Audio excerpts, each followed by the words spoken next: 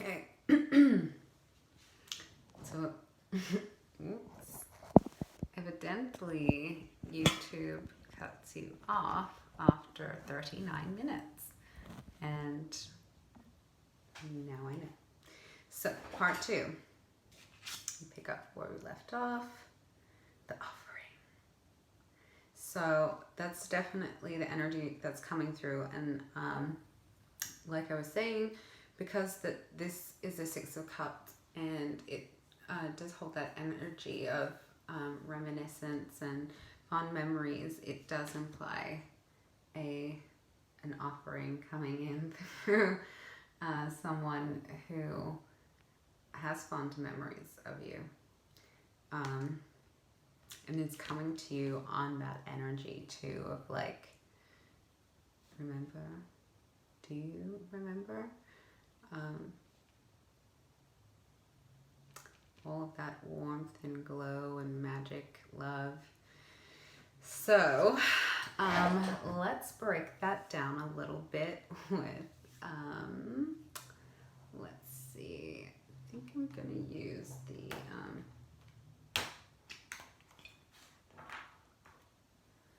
the Wildwood Tarot. Just going to quickly shuffle those in. And so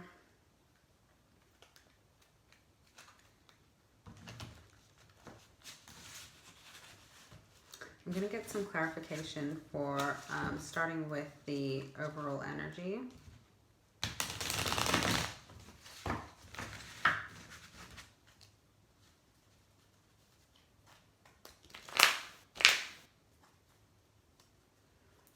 Okay.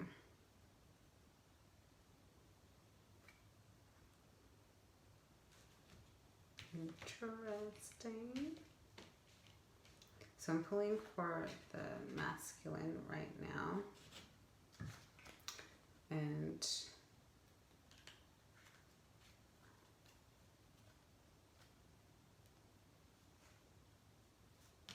feminine.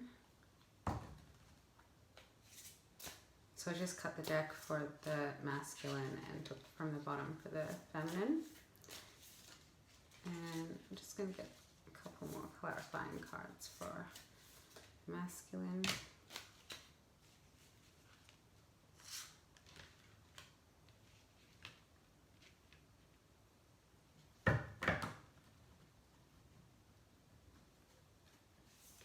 And a couple more for the feminine. Clarifiers for the overall energy, connection, July.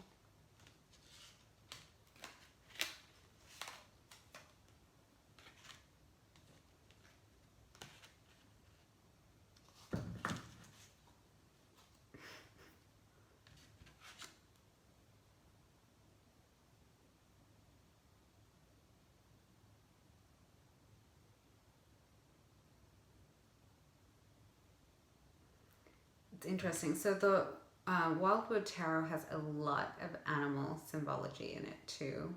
Duh.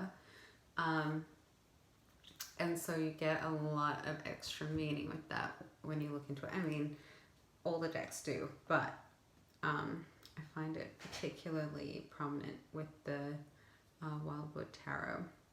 So to clarify that desire and what energy's been coming through to create that desire, we have the first card that came out was the Three of Vessels, the Three of Cups. And that is a card that represents that joy and celebration and fun and just having a really good time. It also, in many decks, is represented as like people laughing and drinking and dancing together. So it's can also represent that kind of bond of like laughing and joking and enjoying life together. Then we have the Hooded Man, which is representing the Hermit. So So that is definitely the energy of introspection, and as you can see, it's depicted in the snow, which is also about introspection. So this is pretty clear cut. Then you have the Guardian.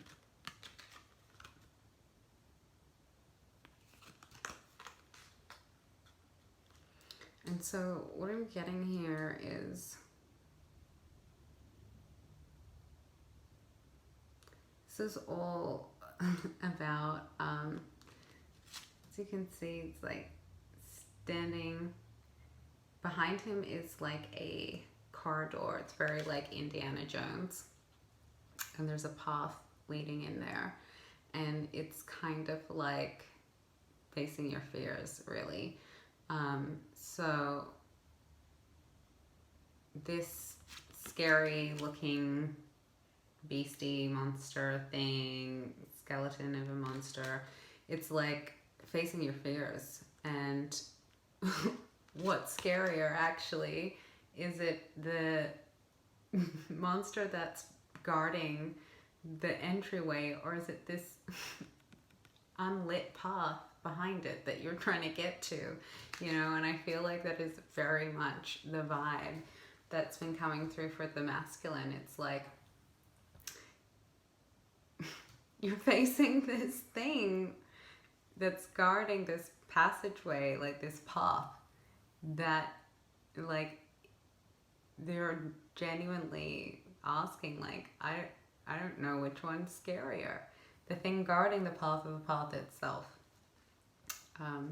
So yeah, introspection on that, which is interesting because that's quite, you know, polarized energy of that, just like joy and feeling free, like letting your hair down, having good love with your friends, and sorry, like that. And then on the other hand, all this scary, scary stuff. Then for the feminine,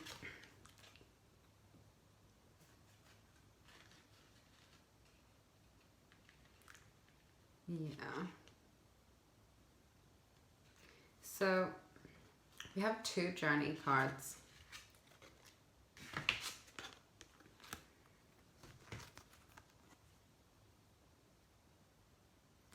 So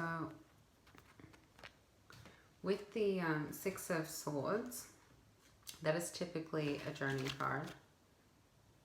And then we also have the journey card, as it's named in this deck, also known as the Death card. Then with the Ace of Cups, it is in reverse. So that's what we're looking at. And I also wanted to show it from this angle because if you look at it, it really does very much hold like the form of like the female genitalia and the flow, you know. Oh, and then I did want to point out here that you have the swan and the stag. And so generally the swan represents, you know, grace, and the stag represents strength and kind of nobility too. So that is also very much depicting that like masculine, feminine balance. So, or presence, you know, within that energy. So this is a clarifier for already getting that reverse card. So what I'm getting from that is it has been a journey, and where we're at in that journey, it's like this is giving me a change in direction of flow. This flow is the life force, divine flow, and I feel that we've been in a space of really on this journey of death and rebirth, that it's been a big process of really considering where we are allowing our energy to flow to. A big aspect of this journey. Females are generally the predominant holders of the feminine energy, and so most females are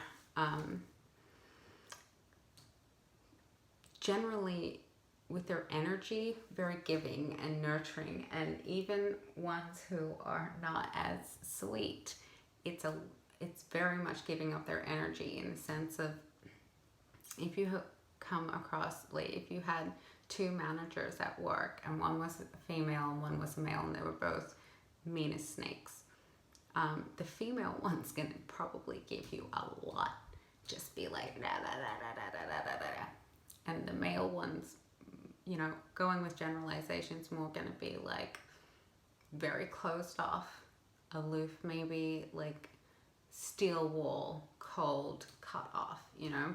So even in the darkest aspect of the feminine, it's still very giving. And so that's that flow. It's a flow of energy. And we've been in that space of really taking a good look at where's that energy going, and that it is ours, in the sense, like, anything that's alive is source energy, divine energy. It's just coming through every living thing in a different way. But as a human person with a conscience and consciousness, it is our ability and responsibility to control ourselves, basically. So even this divine flow, like, it is a natural, instinctual desire to just let it flow. And generally, it's gonna mostly go to the things that we are most focused on, which is generally the things that we care about the most, which often for women is the people that we love. You see it with mothers and wives, and like pouring themselves into their families. And that's a choice. It is an instinctual thing, but we have the ability to control that. And if you're doing it from a place of integrity and love, then it's healthy to do that, you know, instead of just letting it just flow and flow and flow, and without intention, without direction, conscious direction. So then I'm going to go ahead and clarify this journey. So that's the energy that we're coming out of.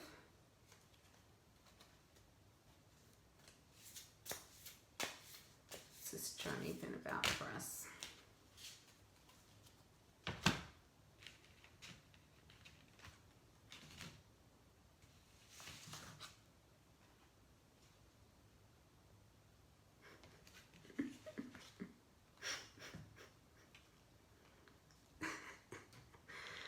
Oh my goodness.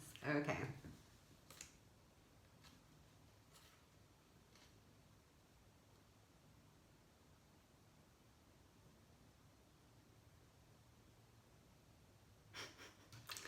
All right. So, sorry, I'm just like taking a minute with the cards to just like, I'm getting the information myself too. So I'm, you know, enjoying the entertainment of it. First card to come out, balance. Is like literally exactly what I was saying.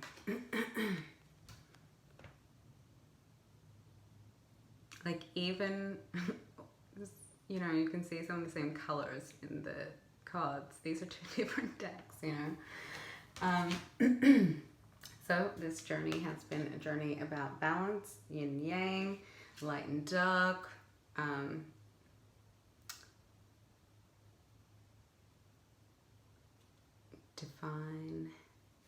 heavy. Then we have another Six of Cups, and they have called it the reunion card. So reunion. I mean, enough said. Enough said. And then we have the Archer. And this is like, as you can see with the hunting dogs, this is all about going after what you want. And as you can see, this Archer has it lined up. So that is really implying to me that this journey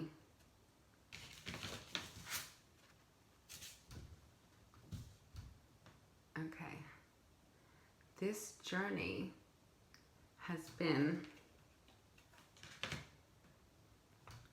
about balance. Like I said, of all those things of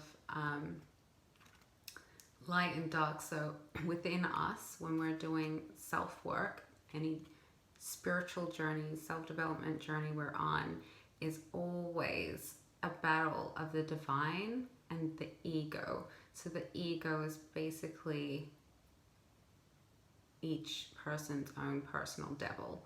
It is the thing inside of them that is always saying the opposite to what the intuition's saying. What the intuition is saying is what God is guiding you to do. So when you have a strong feeling to do something, to pursue a passion, to go somewhere you've never been, you don't know why, and just to choose into something without it being born of a thought process. It's born somewhere else, somewhere undefinable or indefinable within you. That's your intuition. And so this is always a difficult process because the way that culture is set up for most of us, especially in the Western culture, it is counterintuitive to intuition, counterintuitive to then the divine. So we do live in a materialistic world. We live in the material world. The devil is the ruler of the material world. However, God, the divine, is the creator of all things. So you tell me which one has more influence. If you are really in the energies, the lower energies, and you are focused and sending your energy to material things, and I'm not talking about all physical things being of that energy, but just in a sense, yes, but more so in this context, I'm talking about placing value in those things above your own truth, above your own desires, like the deep desires, not just like superficial ones, your dreams, your true nature, your true self, any part of yourself that you feel like you can't express because it's not acceptable within society. So that balance has brought into this journey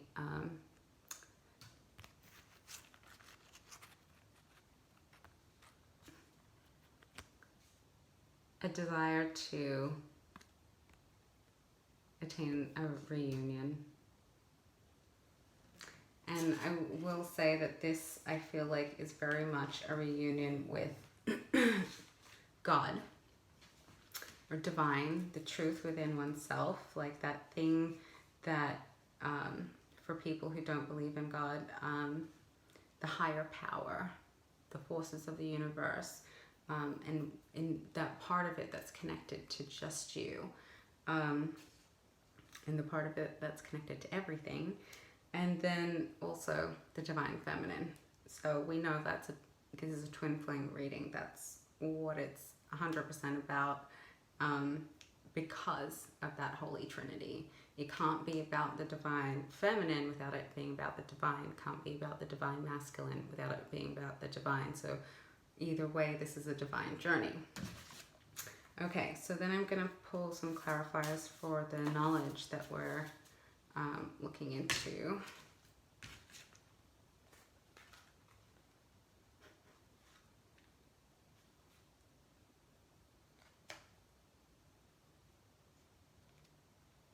Wow. Okay, so the first card to come out is the Lovers, the Forest Lovers, which is actually depicted as two people getting married. And also, like, that's definitely showing the energy of a bond. Like in the Celtic pagan rituals, they would do a binding ceremony of tying the rope. That's, you know, or tying the knot. That's where that saying came from. And they both got their like hands on their heart, and that tree in between them, for me, is really representing the channel to the divine, and also, you know, tree of life. And because it's coming down with the knowledge card, it's also like the tree of wisdom. Trees have the connotation of wisdom because they do live such a long time. And then we have the Wanderer, which is also in a traditional deck, the Fool. The Fool is all about taking a leap of faith. It's all about starting a journey. And you can see this Fool.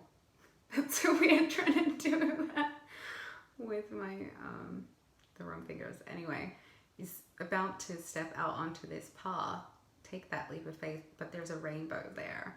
So it's funny. I think it's actually a really beautiful depiction of what that Fool card represents, because, you know, technically you can't stand on a rainbow, but the Fool believes.